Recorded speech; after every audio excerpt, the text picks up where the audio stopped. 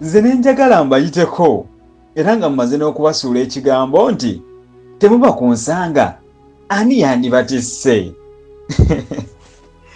Kano kapaati kannyumidde. Mukulikeyo mu kitundu kyaffe ekya22.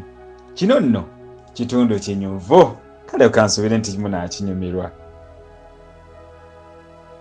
Mirembe kwe kutaayiza n'agamba nti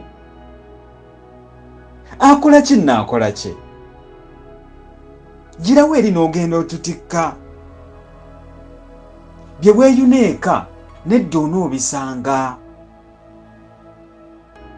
oba kwetikkula kwe kukukaluubirira, nze kankutikkule.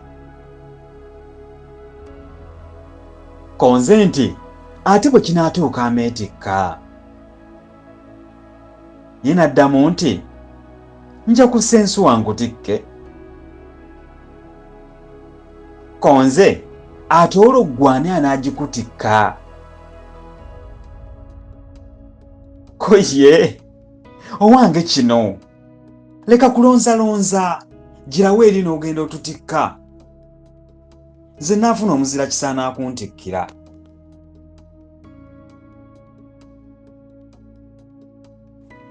Munnange nno okugenda okwezimuukiriza ng'abawala abalala abagenze obusimba emugga batuyitako.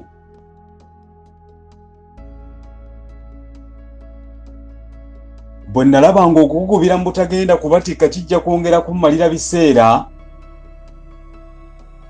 nga nzisa kita wansi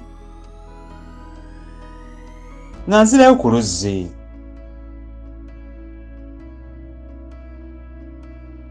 Okugenda okutuuka ku luzzi ng'abawala bonna bamaze okwetikka basooyooya baddayo. Saalwa nga nsenera bano mazzi nga mbayita bave ku mayinja kwe baali beeguŋŋulumye bajje mbatikke. Bwe bataagaana, bwe nayitanga omu nga ŋŋamba nti sooka gundi, ate bwe nayitanga agambiddwa nga naye addamu nti sooka otikke oli. Nti ye lwaki tojja n'otusitusa? Bwe nasitusanga ono ng'omulala atuula, wamma ggwe nga gufuuka muzannyo.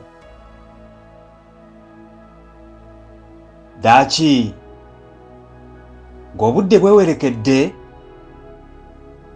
nga lwe bakkiriza mbatikke nga mbatikka.